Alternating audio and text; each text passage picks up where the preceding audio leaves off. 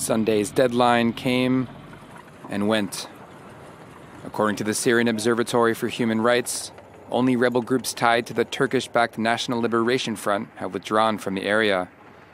For their part, jihadists from Tahrir al-Sham, also known as al-Nusra, vow to keep fighting. Heavy weapons remain in the area, and deadly mortar rounds were fired Saturday, both in apparent disregard of the recent accord. The so-called Sochi Pact was reached last month between Russia, which supports the Syrian government, and Turkey, which backs rebel forces. The deal created a buffer zone running 15 to 20 kilometers deep into rebel-held territory in northern Syria, an area that would separate opposition forces from those loyal to Bashar al-Assad. The goal? To avoid a regime assault on the last major rebel bastion of Syria, a cause of concern for international observers. There needs to be ways of dealing with this problem that don't turn the next few months in Idlib into the worst humanitarian catastrophe with the biggest loss of life of the 21st century.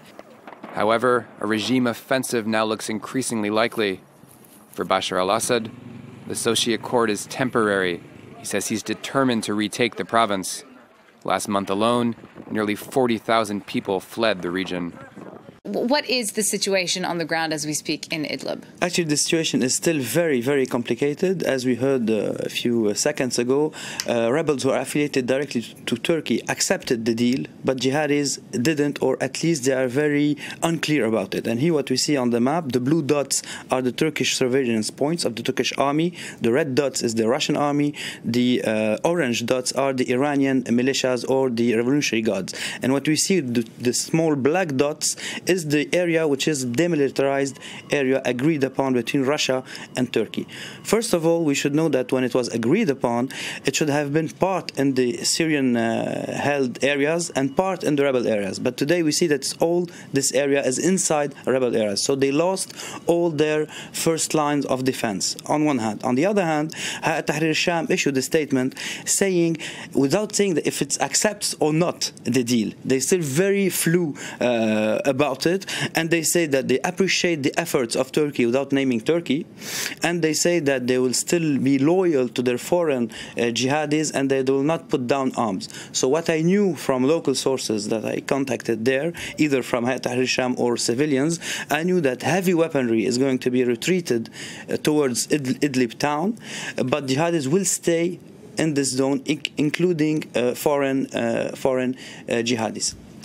So what can we expect to happen from here? It is an imperfect situation. Yes, but it's the best situation ever that can be accomplished up to this point. Because if you look at it from a Turkish point of view, if Turkey attacks directly Tahrir al-Sham, they're going to lose the control of the area for the most radical part of Tahrir al-Sham and for Tahrir al-Sham, which is an offshoot of, or an ally of Al-Qaeda. No, it's an enemy of Al-Qaeda. An enemy of Al-Qaeda. Yes, it's an enemy of Al-Qaeda today, and this is why some defected from Tahrir al-Sham and created small offshoots of Al-Qaeda today in Idlib. So the mission of Tahrir al-Sham, which is negotiating with the Turks up to this point, up to this minute that we are talking, is to contain the most radical elements in its ranks and to control also Al-Qaeda affiliates in the region of Idlib, and also to control sleeper cells of the Islamic State. So this is the mission of Hayat Tahrir al-Sham, which Turkey cannot accomplish without Hayat Tahrir al-Sham. And on the other hand, for Damascus, for example, they can say that they want to go to war, but they don't have enough foot soldiers to go into this war.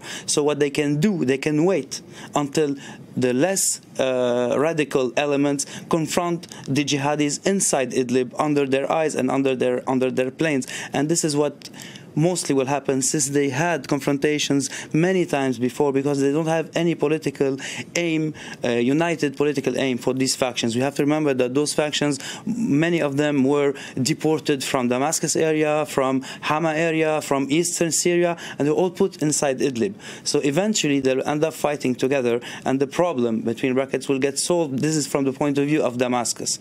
And on the other hand, we know that once a front isn't moving anyway, because they cannot today attack the Syrian army, because they're only entrenched in their area and inside this controlled area by Russians and Turks and etc. So they cannot attack the Syrian army. They will finally attack each other. And we know today, for example, even on the regime sides in Aleppo city, since a week, loyalist militias are fighting each other, because they don't have any more a common front with the rebels. So this is the situation, I guess, that's going to be for the upcoming months. So Syria will wait and Turkey will wait.